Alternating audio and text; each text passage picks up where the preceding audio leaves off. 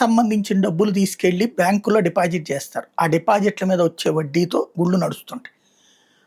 ఆ డబ్బుల్ని తీసుకుపోయి ప్రభుత్వానికి సంబంధించినటువంటి ఫైనాన్స్ కార్పొరేషన్లో పెట్టేసేస్తే ప్రభుత్వం వాడేసుకుంటే వడ్డీ మాత్రం ప్రతి నెలా కడుతుంది కదా అంటే అంతకంటే దుర్మార్గం మరొకటి లేదు.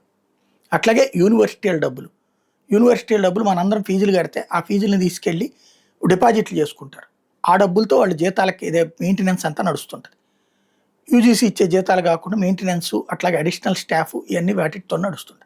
ఇప్పుడు ఆ డబ్బులన్నీ మీ బ్యాంకుల్లో ఎందుకు తీసుకొచ్చి ఇక్కడ వేసేయండి. ఇప్పుడు ప్రతి యూనివర్సిటీకి వైస్ ఛాన్సలర్ రిజిస్ట్రార్లను ప్రభుత్వాలు మార్చేసింది. తమోళ్ళు వచ్చేసారు. ఇప్పుడు వాళ్ళు అర్జెంటుగా అందులో ఉన్నటువంటి పాలక మండలి మీటింగ్ అయిపోయి ఆ డబ్బులన్నీ తీసుకెళ్ళి ప్రభుత్వం దాంట్లో పెట్టేస్తే బాగుంటుంది, బ్యాంక్ అంటే ఒక పావులా ఎక్కువ ఇస్తారు ఈ డబ్బులు అన్న పేరుతో తీసుకెళ్ళిపోయి అక్కడ ఇచ్చేయాలి.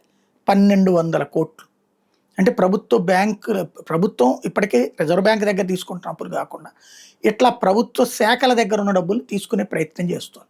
ఇదివరకు ఇదే పని జగన్ చేసినప్పుడు తప్పుబట్టినటువంటి ఈనాడు జ్యోతి ఇప్పుడు దీన్ని సమర్థించుకుంటూ వస్తుంది. ఆనాడు తప్పుబట్టినటువంటి తెలుగుదేశం అధికారంలోకి వచ్చి ఇప్పుడు తాము అదే పని చేస్తుంది. ఆనాడు అది కరెక్ట్ అని వాదించినటువంటి వైసీపీ పత్రిక సాక్షి ఇప్పుడు అది తప్పని రాస్తుంది. ఇది ప్రస్తుతం ఆంధ్రాలో జరుగుతున్నటువంటి రాజకీయం. ఏదైతే అప్పుల బాబు బరితెగింపు యూనివర్సిటీల నుంచి 1200 కోట్లు నొక్కేస్తున్నారు అంటూ